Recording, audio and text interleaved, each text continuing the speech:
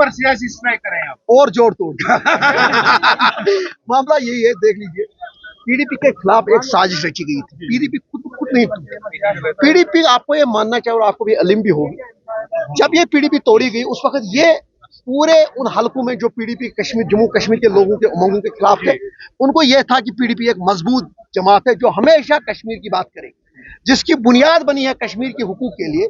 तो उस पार्टी को तोड़ा गया था, दबाया गया था, बड़ी साजिशें उसमें रची गई थी। अल्लाह का शुक्र एहसान है, बुरा वक्त टल गया, बुरे दिन चले गए।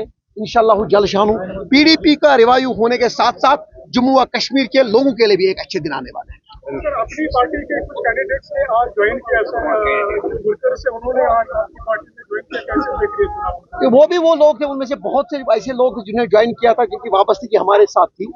मेरी जो मैं थोड़ा सा दूर हो गया था इस इलाके से, तो वो हमसे दूर हो गए थे। जब हम वापस आए तो उनके दिल व जान हमारे से जुड़े हुए, वही वापस आ गए। कोई खाली तनकीद का निशाना नहीं किया। मैं ये कह रहा हूँ कि नेशनल कॉन्फ्रेंस की बुनियाद ही ये बनी हुई है, जब से वो बनी हुई है उनको खाली कुर्सी के लिए बने हैं, उनको कश्मीर के मसले या कश्मीर के लोगों की जो प्रॉब्लम्स है उन्होंने कभी हल नहीं किए। जब भी उनको चॉइस मिली, क्या आपको कश्मीर की बात करनी है या आपको अपनी कुर्सी की बात करनी है, तो उन्होंने उस वक्त कुर्सी को तरजीह दी, चाहे वो 75 हो, चाहे वो 96 हो, चाहे वो परसों की बात है। बाकी रही बात अभी जो बड़ी अफवाह गर्म है उमर साहब की, वो स्टेटहुड के बारे में कि मैं स्टेटहुड आने वाली है तो मैं उसको छोड़ने के लिए तैयार हूं। उमर साहब, कल ही मुझे एक बंदा मिला, एक शख्सियत मिली, मुझे बड़ी हैरानी उस वक्त हुई। मैंने इसको जोड़ दिया आपके बयान के साथ और 75 की उस हमले, उस वाक़े के साथ, जब उनने कहा शेख साहब ने जब हम लोगों के साथ एक धोखा किया और उसने उस वक्त क्या किया, इल्हाक जब उसने कांग्रेस के साथ किया, जिस कांग्रेस को वो तब तक गंदी नाली का कीड़ा कहा जाता था, तो यूनिवर्सिटी में एक बैच पढ़ रहा था उस वक्त, तो उन्होंने उसके खिलाफ प्रोटेस्ट किया।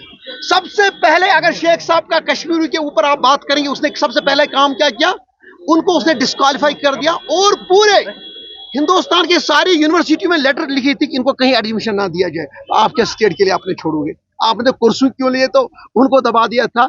और वो कहते हैं कि हमें वो एनसी का बेच था, वो बिल्कुल हमें वो इनकम्प्लीट रह गया, अपना कोर्स रह गया था। कल मुझे बड़ी एक शख्सियत मिली, ये क्या कह रहा है कि मैं ये करूंगा। उनको डिस्क्वालीफाई करके ये लिखा गया, हर यूनिवर्सिटी में चिट्ठी लिखी कि इनको कहीं पर एडमिशन नहीं दिया जाए, और क्योंकि उसने कुर्सी को तरजीह दी। पॉलिटिकल पार्टी हर वक्त इलेक्शन के लिए तैयार हो, वो मसला नहीं होता, लेकिन जो हमारे मसले मसाइल है, जब ये कह रहा है कि हमें स्टेट की बात है, स्टेट का कोई मसला नहीं है। हमसे जो छीना गया है उस पर इन्होंने वोट लिया है, उसको तो ये दबाना चाहते हैं, वैसे ये दफनाना चाहते हैं जैसे इन्होंने 75 में सारी आवाजों को दफनाया था कि कुर्सी लेके। वही इनका बिल्कुल हम बस हम इनको इंशाल्लाह अगले हफ्ते से शुरुआत कर रहे हैं। श्रीनगर लाल चौक से शुरुआत होगी।